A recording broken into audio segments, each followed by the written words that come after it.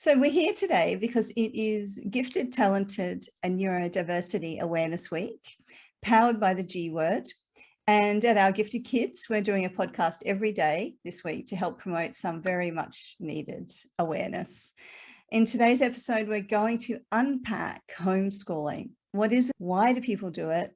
And I'm thrilled to be talking to none other than Barry Gelston, President of GHF Learners and founder of Mr. Gelston's One Room Schoolhouse. And if I was thinking about the planet and who on the planet I might talk to about homeschooling, I really couldn't find anyone more amazing than Barry. So it's an absolute delight to have you here today. Thank you.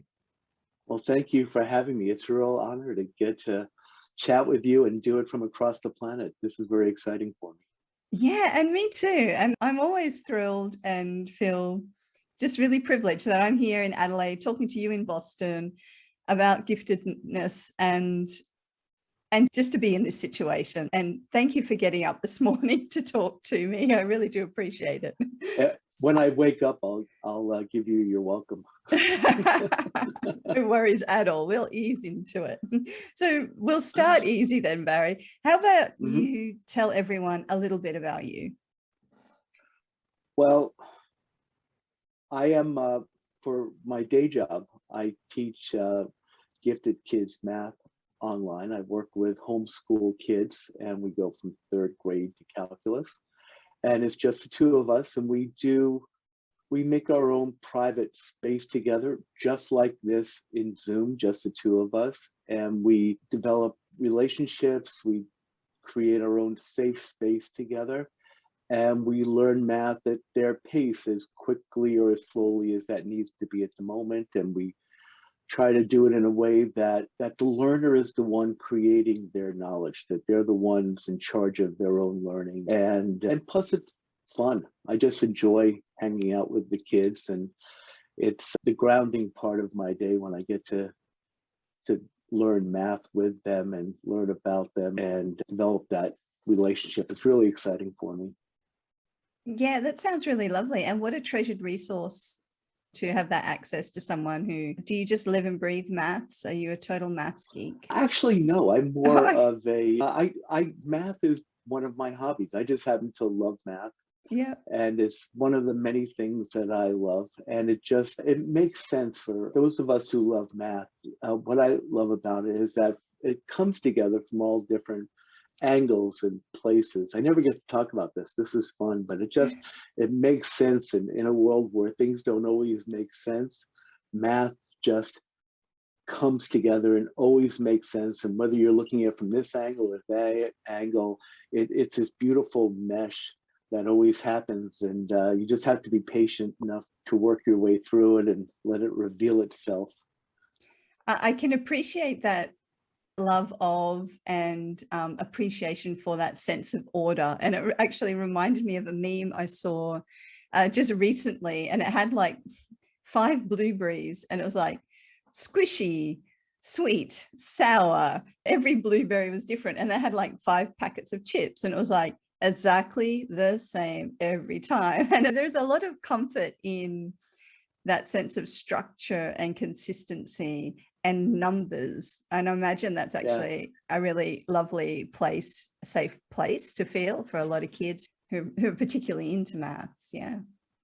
Yeah. Well, the interesting thing is that I usually don't get kids initially that are into math. Kids that come to me are the ones that usually are the gifted kids who are not necessarily the math kids, or they could be the math kids, but they haven't felt safe in the math zone yet. And part of it is just as an anxiety for gifted kids to worry about making mistakes, taking chances, and always being right. They develop this identity of giftedness at a very young age when they amaze and surprise people with their early gifts and brilliance. And they kind of freeze at that early comfort zone of doing their gazintas. They know that 2 goes into 4 really, 2 goes into 4 twice, and boom, they'll get it. And they surprise the adults, and they love that experience. And adults love being excited about them. but they kind of freeze in these early phases and they don't allow themselves to go beyond testing that experience. So it's important to help them get past that and to appreciate it as a process and as a flow and as a way that the making mistakes is not a mistake, but it's a part of moving forward. It's like everything we do in life, and math isn't different, and it's not some innate knowledge beyond the basic, adding of numbers or simple multiplication. That's actually, I think research has shown that biologically that humans are wired to do basic arithmetic, and a lot of animals are too. And so then the question is, how do we get past those basic instinctual abilities and start to grow it and to build confidence in their thinking, understand the way they think, and then instead of forcing a problem-solving style onto them, it's to figure out how they like to solve problems and to think about how you solve problems and to create within their own flow. And it sounds a little woo-woo, but it becomes very specific when working with a child. And the standard thing is to teach math going down the lines. And a lot of kids that I work with who are from the alphabet soup that I was mentioning beforehand of different types of neurodiversities like ADHD and dyslexia, dyscalculia, all of those things. If we ask them to do things in the normal structure, then they will appear learning disabled. But if we allow them to work within their own structure, they then create it, they're constructing their own learning, and they're doing it in a way that they're comfortable. And it doesn't happen in 2 minutes. It can take 6 months or a year or two even to flow into this and to trust it and to allow themselves to create, and also for the teacher to be patient and allow it to happen, because no matter, teachers feel the pressure of having to do things on time for families, and so it's tough, and you got to get through this. But once it does, it's pretty magical, and kids just feel really empowered, and it's exciting. And anyway, that's why I love teaching math. Yeah, and I can totally see that. I can imagine when that moment comes, it's a very treasured experience for you as much as the child, and very rewarding. And so did you find yourself in this place of maths and homeschooling? You mentioned briefly, did you homeschool your own children? Was that part of your journey? Yeah, I did. But sadly, I started too late. My son was 14 and we left school for a lot of the reasons that other families do. And I had the misfortune before becoming a homeschooler of actually being a teacher. And it's probably the worst thing you can do becoming a homeschooler is to try to do school at home. You're not recreating school at home. You're trying to let natural flow of learning happen at home. And so recreating what was not working at school, it isn't just the individual teaching it, but it's for gifted kids, or a lot of gifted kids, or just a lot of kids, period. They just don't get and don't fit into the, let's call it the 60% model of what works for everybody. Yeah. Which is, just to, it's hard to run a school. And it's hard to get everybody's child and have to fit programming to everyone. I think we ask too much of schools. But that's another conversation.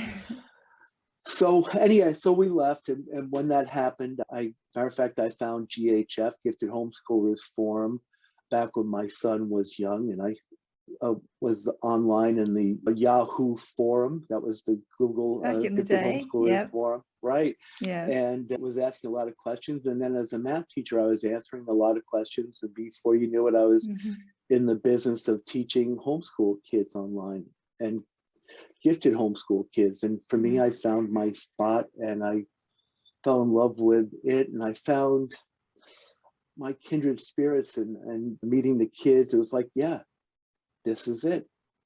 Not alone anymore. These are these are my people, and I met the parents, and the parents, I totally could get them and understand them, and they've become, you know, my friends over the last so many years of doing this, and that's how I got to GHF.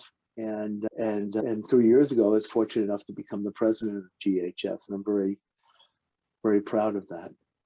Yeah, absolutely. It sounds like quite a journey. And it leads us on to that question of what is homeschooling and why do people do it? But you touched on briefly there that difference between doing school and doing homeschool. And I feel incredibly lucky that we ultimately found a good fit in a school for our kids. But there have been moments where we were somewhat terrified, going, oh my, will we have to homeschool? Because it was such a struggle to find a right fit. And it was a bit of a kind of terrifying, but also a bit like, oh, could that be amazing? Or is that just terrifying? And when we had the COVID lockdown last year and we had all the kids at home, and we went through those first couple of weeks, like I think a lot of parents thinking, how is this, you know, doing school at home through this lockdown going to work? And it took a few weeks to just kind of get my head around that. Actually, no, we don't have to be a school or even try to pretend. Right. And it was that understanding that actually there's a couple of hours here, or not even that much, depending on the age of the child. And okay, we're learning. All right, well, we learn. We always learn. You know, we're learning. Like, we can do learning. We can do curious and inquiry, and we do that as a family. But yeah, there was a journey, and that involved much terror on my part, I have to say. So and you discovered something really important there, which is that first of all, in school, so if you have a 6-hour day of school, maybe an hour is actual learning. And the fact that a homeschool kid can really sit in and learn. Yeah. I mean, really learn and do it at their own pace, based on their own passion and their own interests. So you really got the feel and the vibe for it. And a lot of people who are doing were part of lockdown and Zooming into classrooms, and, you know, they were trying to recreate school online. Yeah. And one of the things that I found from parents is that a lot of parents started homeschooling because they were kind of mortified to seeing how their kids did not fit into the system. Was that your experience too?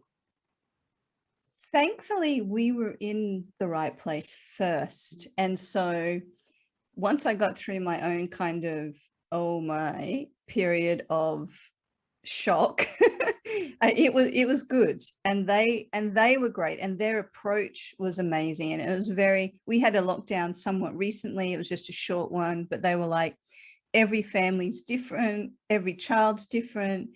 And it was really tailored. And we were talking to teachers almost every day. It was just great. So we were super lucky. But what I hear from a lot of parents, and there are parts of Australia who have been in lockdown for quite some time, is exactly what you said. And it's that process of parents actually realizing how their child hasn't been fitting into the system and isn't through this homeschooling lockdown process, and really getting, because they're kind of there seeing the work and really getting a feel for it and understanding that the work isn't fitting their child. And it doesn't sort of surprise me that that has led to people choosing to then homeschool, because they're feeling like, I don't know, maybe it's a better option or it's the only option to actually find an educational fit. And I don't think that homeschooling has had quite the numbers as America in previous years, but there is definitely a growing number of homeschoolers here. And I think it's because of that lack of that. Well, no, yeah, I was going to say a perceived lack of choice, but I'm like, yeah, no, it's a lack of choice. So yeah, it's been interesting to to watch that journey, particularly with COVID over the last couple of years. So let's break it down. What exactly is homeschooling, and why are you seeing parents choose to homeschool? So let me answer the second question first, because believe it or not, that's actually an easier one and the more narrow, almost more narrow answer. So the reason why I see in the gifted community people homeschooling are really two reasons, or three. Some parents were just addicted to and always wanted to homeschool, and that was their dream beforehand, and they just did it. So let me acknowledge them up front, but also tell you that that's only about 30% of the people who homeschool in the gifted community.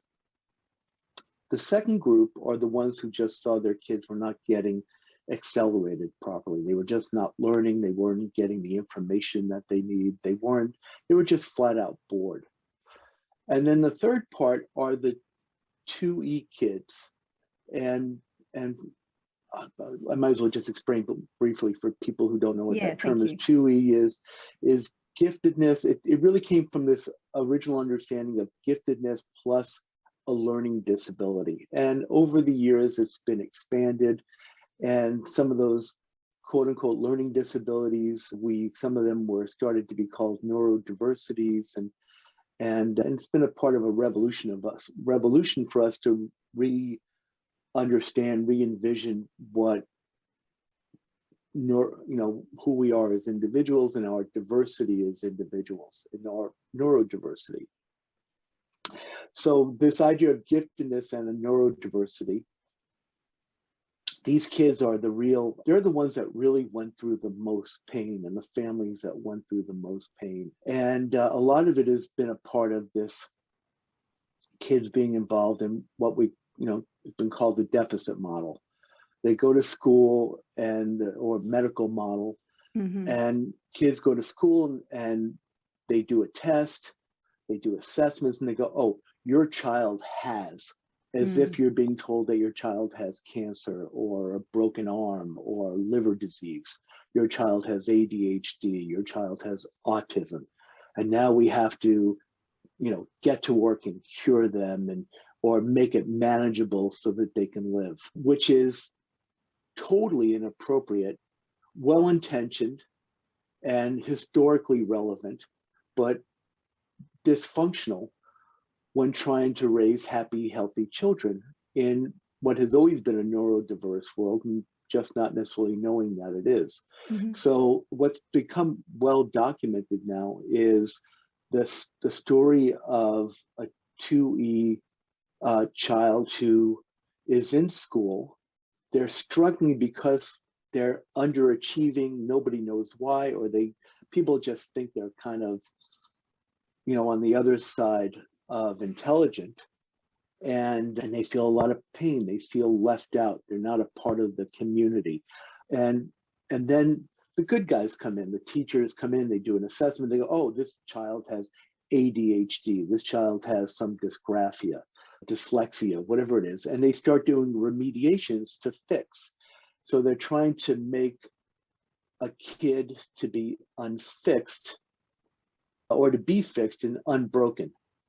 And in that process, all the focus is on the perceived disability without the appreciation for the fact that maybe if you have a child who's, let's say, what they would call ADHD, attention deficit hyperactivity disorder, who the heck would want to be that? Yes. We laugh about it. Yeah. I'm feeling a little ADHD today, and it's become a punchline if we're scattered or moving a lot, but the name of it in and of itself is it's who wants that? And nobody wants that. And but when we look at it from a different angle, we can see that the ADHD person is really just a person with a different set of strengths and weaknesses. So somebody with ADHD is somebody who's more likely to look incredibly brilliant and outstanding in a different environment other than sitting at a desk in a classroom where they have to keep their hands folded and the teacher acknowledges their goodness because they keep quiet and don't bother, where the ADHD child is the one who's more interested in blurting they're excited, they're passionate, they want to jump into everything. They're aware of their surroundings, and that doesn't fit. So now this child that doesn't fit has to be asked to fit into a classroom setting. And for those kids that cannot do that, there are remediations for them. Mm-hmm. And the remediations can help. And there are some people they're really good people in schools that are trying to make those changes. But at the end of the day, it's a mismatch. The kids are in the wrong place. And a lot of children, and there's so many different examples of this, from let's say level 1 autism or dysgraphia, dyslexia. And it's just a depression, kids feeling out of place, families dealing with the stress and depression, working with schools, and not parents not being empowered, but feeling like failures. And it's a really tough time. I don't know if you've ever you had that look like you can relate to a bunch of this. Oh yeah, definitely. I hear you on that one. Very much so. Mm-hmm. So at the last moment, parents say, you know what? I'm going to homeschool. I'm just going to have to do this myself. I'm going to take it on my own. And because nothing else is working, my child is miserable, and I'd like my child to be alive and make it to their 20s. And that's real. I mean, that's really intense and strong. Yeah, yeah, that is real. Absolutely. Yeah. And so we need to, so that's why a lot of families, so that's the third reason why families come to homeschooling. Mm-hmm. And for those people, how do they do it? The first thing that they do is they de-school. Mm-hmm. They actually have to detox. Yeah, tell us about that. Yeah. Yeah, it's funny because if you go and tell the school, well, we're gonna not learn for a while, we're not gonna school for a while, they'll think, oh gee, that's over the top. But that is the first thing that needs to be done. And parents, especially, they take on the responsibility. They feel this pressure. Now I have to teach. Now I have to teach. Now I have to teach. And they need to do exactly the opposite. They need to let the child become themselves again, enjoy their moments, discover their strengths, discover who they are, and just have fun and happy, and to undo the trauma that they had in school. Yeah, it makes me think of, as an adult, it's that job that you had, but you hated, and it like killed you inside. And then when you finally leave that job, you just need that period of time to get over the trauma and sleep and find your happy place again. And I kind of liken it to that experience. They've been through so much at school that the kids just need a break. They need the opportunity to kind of reflect, consolidate, just deal with it and build themselves back up before you can learn. Because you can't learn or be creative when you're in a state of trauma or anything like that. So that makes absolute sense to me. And I have to say, as we're getting down the years of this parenting gig and getting a little bit better, we often go through periods of time where we're like, we're just not doing anything. We're canceling everything because we all just need to mooch for a bit and have those lazy days. And the kids will occasionally have a mental health day off from school. If they get to that point where it's like, you're just knackered, like just stay home, watch TV. I mean, it doesn't happen very often, but when they need it, you can make that call. And so I appreciate that. So step one, unschool. Yeah. So what happens next?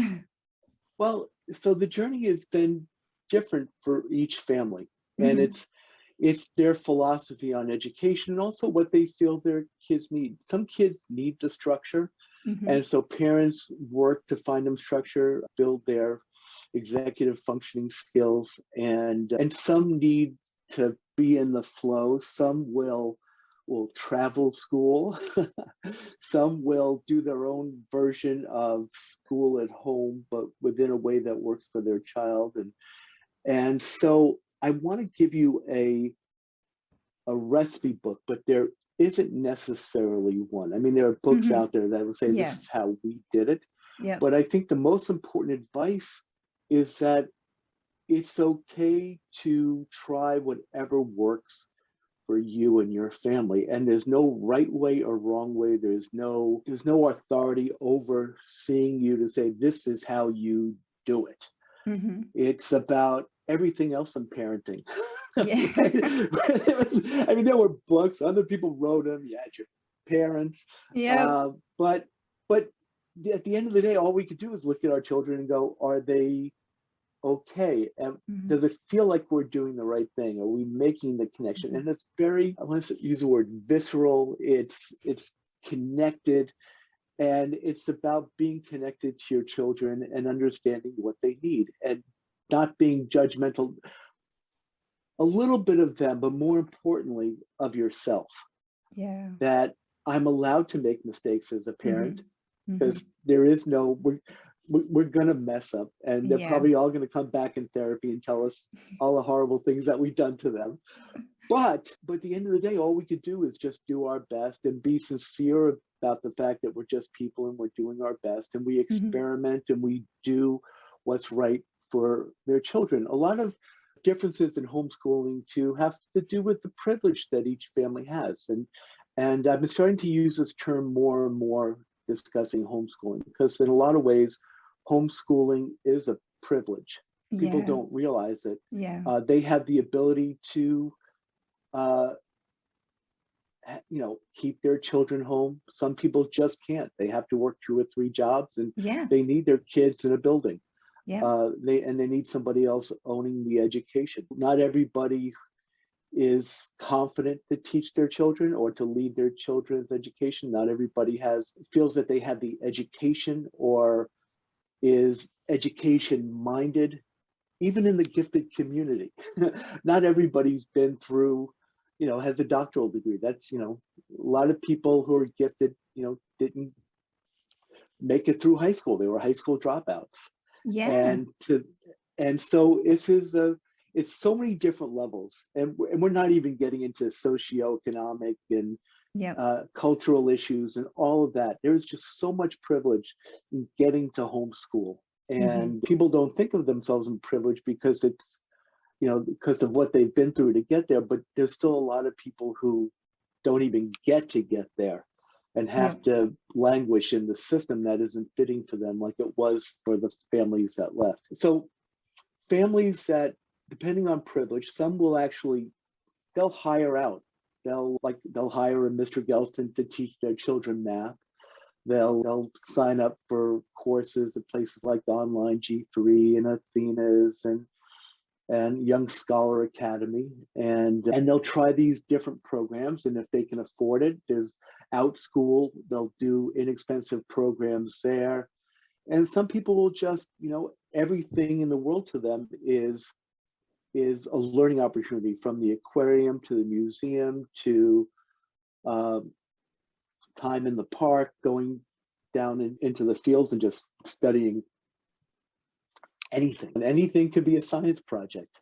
And so I know I'm being nebulous with you right now, or I'm not giving you a really good, solid answer of what is homeschooling, but homeschooling is engaging your passion or more importantly, engaging your child's passion and just enjoying learning for the natural bit. And I want to make this one point, and I'm not anti-school. I'm in school again, and working in graduate school again. So I'm not anti-school, but we should keep in mind that school is not a natural place for humans to be. It's a fairly new phenomenon in culture to have these buildings and everybody going. Most people naturally homeschool, and they homeschooled and learned the trades that were passed down in their families, and in American history, people like Benjamin Franklin and Abraham Lincoln were all homeschool people, and they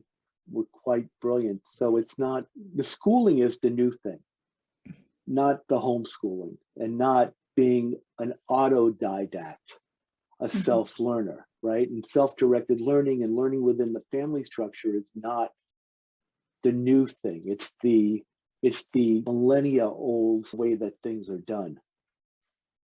So yeah, there's so much in our modern world like that, where we forget what actually is modern and what actually is, like you say, millennia old. And I think that's actually a really nice reminder. But also in this modern age, definitely a privilege, because so many parents and families have that challenge, and it's really just not even an option. But I think the message there that I'm taking from you is, you know, like many gifted and 2-year kids and families, it will be whatever the child and the family need it to be and make it into. And there are many different ways of doing it. And I get that sense of a lot of creativity in that as well, a lot of ways of meeting those needs and getting to know your child and what works for them. Like you say, is it structure? Is it not structure? Do you have a child who's just going to want to deep dive on maths for an entire day? The freedom to go along those very organic and natural lines. Yeah, absolutely. But also, like you said, not every parent, even if they were able to do it, would necessarily have the confidence that they could pull it off, because it's a lot of responsibility. It's not only am I trying to keep these small people alive, now I've got to be responsible for educating them as well. And yeah, that could definitely feel very overwhelming. And certainly, yeah, it was an overwhelming thought whenever we considered the homeschooling option. So yeah, a lot in that. So what I do want to ask you about is, and this is something that someone asked me fairly recently, and I was kind of like, I don't know, homeschool is really not my thing. Let's ask someone who knows. Was kind of like, what is and this is going to be different in America, no doubt, and Australia and wherever you are. But when you homeschool, I'm assuming that there is some kind of, I don't know, it's like a requirement that at this age they need to know X, Y, Z. And of course, when we're talking gifted and TUI, we don't talk ages. It's about stages and stuff like that. But are there sort of boxes that parents need to tick with departments of education and stuff like that? Or is it really not as horrific as I feel like it could be?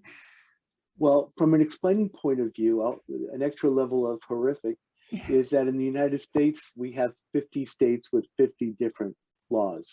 Yeah, ouch. And so it depends. In some states, you know, if you just don't ever register your kids with a school system, they'll never ask you any questions. Some will ask you to give detailed reports, which candidly are mostly fudge.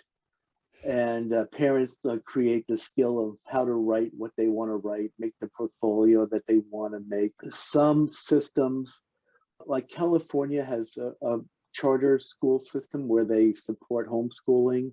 So they'll actually support and engage. So it really, there's almost 50 different answers. So the important thing to know is that, you know, what is relevant in your, you know, governing body, local governing body. The other piece is that I don't worry about this for gifted kids because they usually are learning beyond grade level. Yeah. But even if they're not, it doesn't matter. I know with US law, I forgot the exact language there was federal rulings on this, court cases and things. And the language was something of pretty general and vague, which is that as long as kids are learning the basics, and I think they enumerate them a little bit, and they do it at a constant pace, then that's what matters. So yeah, that's good. I'm glad I had the answer to that. Yeah, I mean, it's a tricky one. And I know, Yeah. I think here in Australia, I know you have to register as a homeschooler, but I'm not aware of you know, what like the follow-up might be. And I had someone from South Africa asking about it. And so I'm going to assume in most places, you know, check out with the local authorities. There's bound to be some kind of registration process, and there may well be accountability things to keep in mind. Okay, so I'm a parent. I've decided to homeschool. I now have permission to unschool and just chill out for a bit while we all recover from everything we've just been through. Because it's not just the kid, it's the parents and the whole family often have been through Even quite if a you lot. don't have permission, you're doing it. Yeah. Just want to say. Yeah, that's right. Let's give them permission. Just kind of provide that space to yourself and your child to just kind of recover and find that spark for life and living and learning again, and then figure out what's going to work for you, your child, your family. And I guess understand that there is a community out there and a whole bunch of different resources. Perhaps you could tell us a little bit about, you've mentioned a few, but what homeschooling resources and communities are out there. Well, the obvious one that I want to talk about is GHF. Please. And so what we've been doing, we've been rebuilding our programming just for the conversation that we're having, which is how do we empower parents? There was a time where we were doing classes for kids, and there are too many places that do that. And that, as far as I'm concerned, isn't the biggest bang for the buck. The biggest bang for the buck is empowering parents. And one of the things that the research tells us too is that you can't have empowered parents unless they're a part of an empowered community. Yeah, I like that.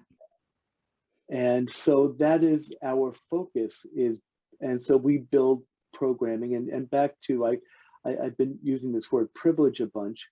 And so part of our goal here is to make all of our programming free, the live events anyway. And so we do all of our live events for free now, and we do it not just information sharing, but as a part of having conversations. So every time we do an event now, it's not just a presentation, it's split halftime with that, and we then break into discussion groups, and parents get to share with each other and speak with an expert and build that community with each other. And this is important for us and our biggest challenge now is letting people know that we're here and we're free. Yeah. Wow. And wow. Yep. Right. And so this is a big deal. So there's a ton of other resources too. A great one for just information is go to Hoagie's, and most people in the gifted land know about the Hoagie's website. But at GHF, we have a lot of information. We have our online magazine, the GHF Dialogue, or ghfdialogue.org. We have our monthly newsletter where we have bloggers writing for us to share on a theme. And there's so much more, but yeah, we're a great resource. And I think just on that point, and I really love that, to be an empowered parent, you need to have that empowered community behind you. And that was absolutely my experience on my journey with my kids, was when I found our forever school and the community there. And you get that opportunity to talk to people who are going through the same kind of stuff you're going through and who get it, and you can share experiences with. It's incredibly empowering. And I know that there are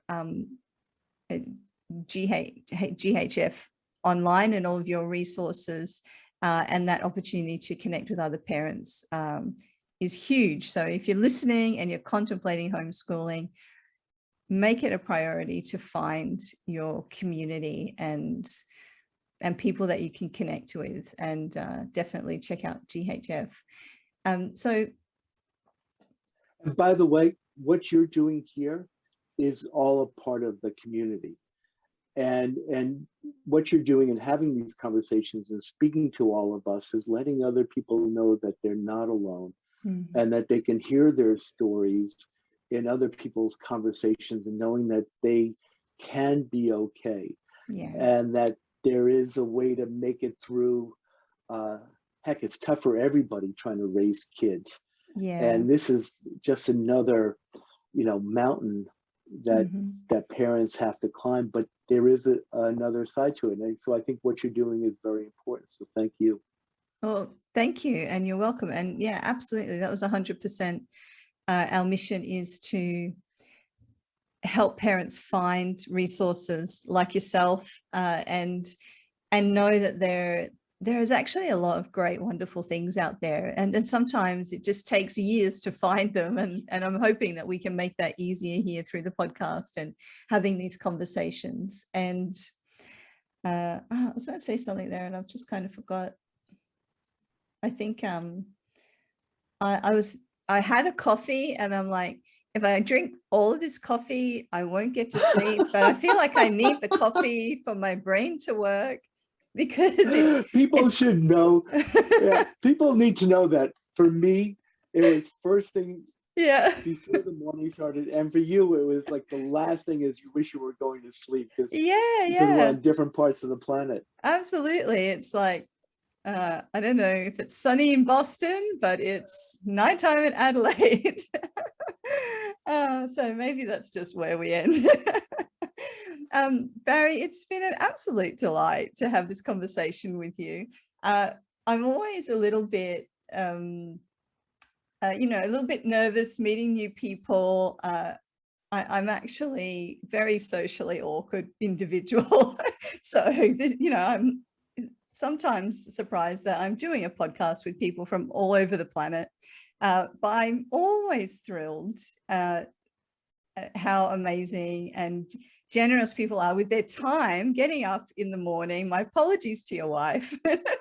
And with your knowledge and all of your experience. So thank you so much for joining us. So it's been really a pleasure this evening.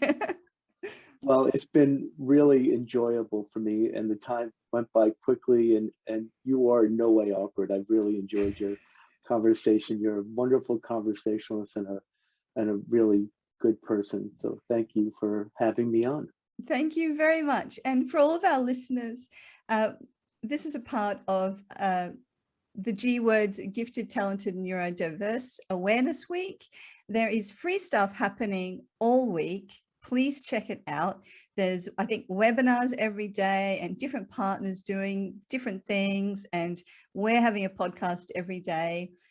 Have a listen, get involved, be a part of the community and share it with people. Because I have to say, every time I open my mouth in all sorts of forums and I'm like, I'm a parent of gifted kids and I'm doing this thing, and I'm always kind of cringing inside, even after all this time.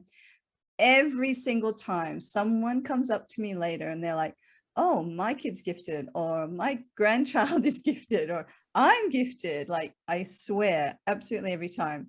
So share it out there. Let's build the awareness, get involved. You can register for Gifted Talented Neurodiverse Awareness Week on the gwordfilm.com website. And I'll put all that in the show notes, along with how to find GHF learners, which is .org, and mrgelston.com. So all that info is there. Check it out. And thank you very much for listening.